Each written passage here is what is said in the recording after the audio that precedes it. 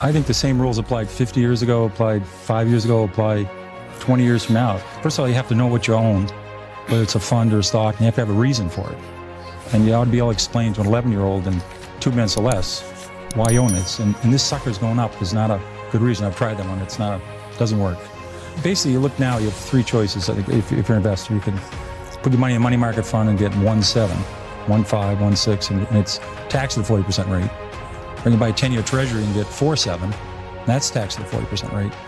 Or you can have some equities. And I think stocks over the next 10 years will do a lot better than 4.7 or 1.7. So I would have some of my money. Now, it's up to the person to decide how much they want to have in the stock market. For some people, 10% is aggressive. For some people, 50% is the right amount. It's a personal decision. And you can't go by these rules that if you're 25, you should be 100%. And if you're 45, you should be 50%. If you're 60, you should be 0. And just burping a lot. I don't know what the rules are on people at 60, but I hate those rules. I think they're pathetic.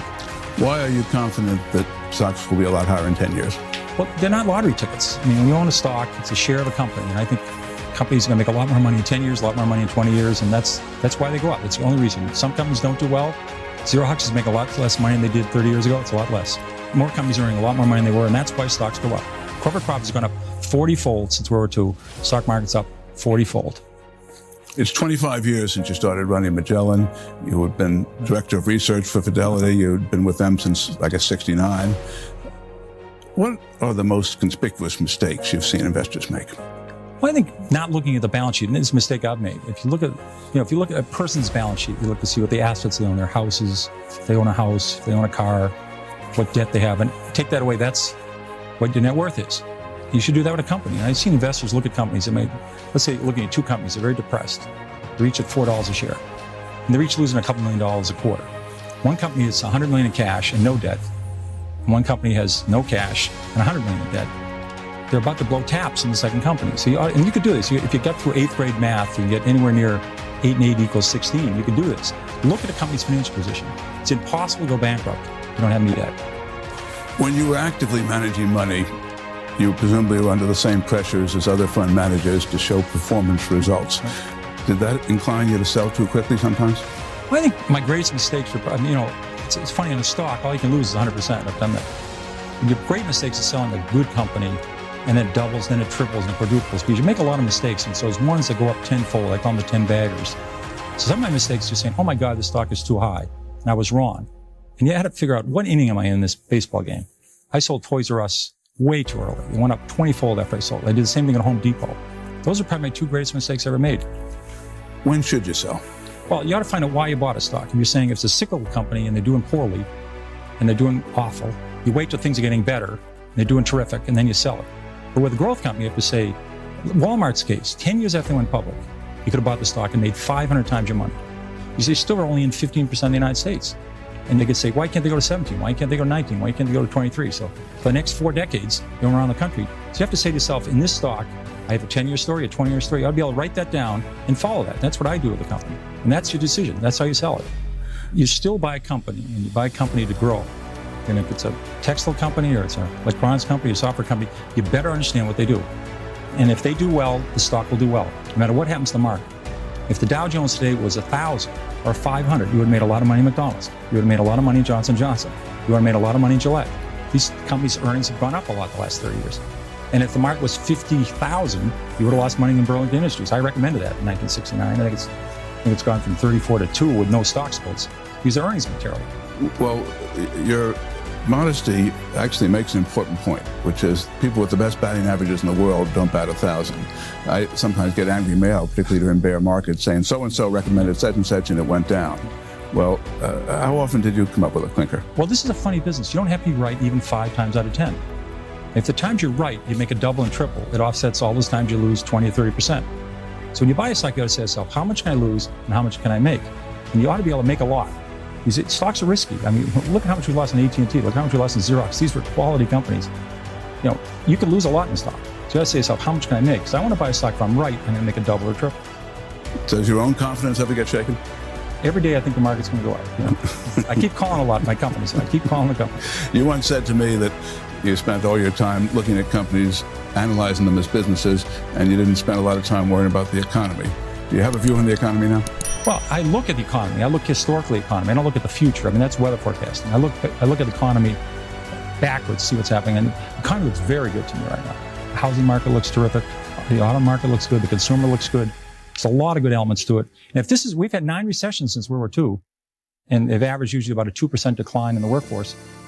It's terrible. There's about 1.5 million people have lost their jobs in this decline, but that would only be about a 1% decline in the workforce. So far, this has been a mild recession. It has been mild in technology, it has been mild in telecom, it has been mild for, for companies making fiber optics, but it's been a normal recession. And I would never bet against the American economy. It's powerful. You were never a big fan of the technology group, are you now? I've actually started looking. I'm a little early on these things. I started looking in January and February, and I've been researching the companies. They're very complex because if there's 1,000 technology companies, they're all a little bit different. Right? They're not like a bunch of banks that are very similar. So you have to be careful. I'm looking at companies that are selling close to cash. They're an industry leader, and they're down 95%. Well, I think that's a very interesting correlation. I mean, the Japanese market and economy has been incredibly weak. They had a 12-year recession. But there, you had a real problem with the banking system. We basically had, let's say, average building, a commercial building went from 50 million to 500 million. A bank then made a 110% loan against it, a $550 million loan. Then the building went back to 50, and they're stuck with a $450 million loan. And the government never cut taxes. It actually raised taxes. I mean, they did everything wrong, and the companies didn't cut costs. So they just sort of sat there, hoped things would get better. Our companies act fast. They start cutting costs real quickly. And our government is, fortunately, this is rare in our history. We went into this recession running a surplus, first time ever. The system's supposed to be in our country. We should run surpluses in the good times, and then in the bad times, we run deficits. Well, guess what? It's working. They didn't have that in Japan. In Japan now, it's wasted 12 years. I don't think this doesn't look to me at all like Japan. We're starting to get better already. Peter, Lou asked you a question about sort of the typical investor mistakes. And when you started in the business, I know the average investor held mutual funds for 16, 17 years, and now it's down to less than 2 years. Right. Do you think that's one of the problems if time horizon's gotten too short? Well, I think also you have to say, what do I want?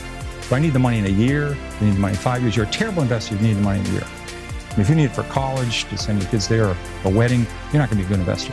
Then you have to do some homework and say, should I have 10 growth funds? That's silly. You say, what do I want? I want 2 or 3 growth funds.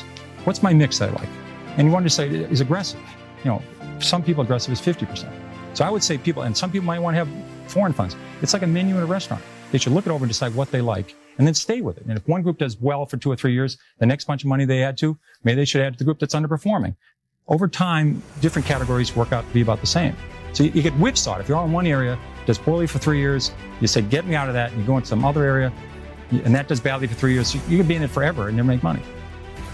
Peter, does this market remind you of any that you've been through before? I would say the 90 bear market is very similar in many ways. I mean, we did think Saddam Hussein takes over Kuwait. We sent 500,000 troops to Saudi Arabia. All the people are saying it's going to be Iraq's the 3rd largest army in the world. It's going to be another Vietnam. We had a recession. We had all these banks in trouble. Right now, our banks are in terrific shape, which is a major positive. So that was a very scary environment. And we had defaults. I mean, it was an ugly environment. Everybody was afraid. So I think that was a very similar market. And I think 81, 82 was ugly too. We had 20% prime rate, double-digit inflation, double-digit unemployment. So those are scary markets. And then top it all off, the 73, 74 market, as you remember, the Nifty 50, we had that. We had it in technology stocks. So we had 95% declines. And, so we combined 3 markets into one special case. It's been very fast. We have less than a minute left. Those who are less sanguine about the economy than you've just expressed often cite the recent declines in the dollar and the shift from surplus to deficit as negatives. You seem to indicate that they're positives. Why? Well, I think the government running a deficit is terrific. That's the way it should work. I mean, when they were running a $200 billion surplus, which they're taking $200 billion out of the economy. Now the government's running a $100 billion deficit. It's pumping $100 billion in. It's a cushion. So you don't see a double-dip recession coming? I don't know. I can't predict the future. That's a healthy thing to have buffers in the economy. We've had 9 recessions in World War II. We've got out every one of them. The system works.